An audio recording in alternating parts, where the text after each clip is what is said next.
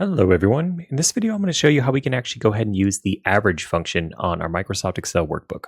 So if you haven't seen our previous videos, we went ahead and created this monthly budget report where we go ahead and we break down our bills for, well, right now into 2026, we're only through January, February, and March.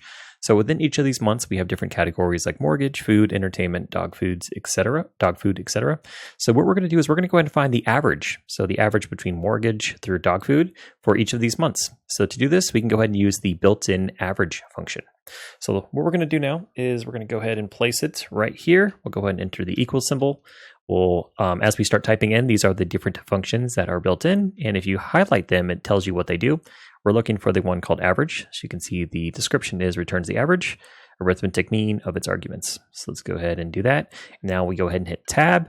It finishes out the function for us. And now we can go ahead and place in our range. So what I'm going to do is I'm just going to go ahead and I'm going to hold Control and left click and then just create our range there. You can see right now our range is B4 through B7, and that's what we want. Close our parenthesis, hit enter, and now this is our range. And if I double click into it, we can see that is the correct range we're looking for. And now we can go ahead and use relative referencing.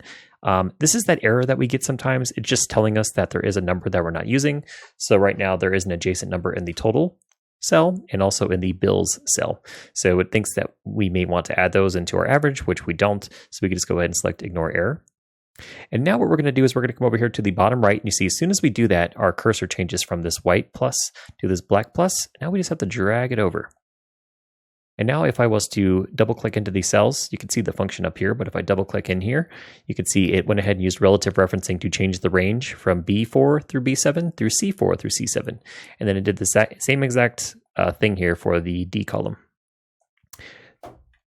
Oops, and now you can see that we have that silly little error that we have again. So we'll just select ignore error for both of these. And it's gone. And you can see now we have the average for January, February, and March.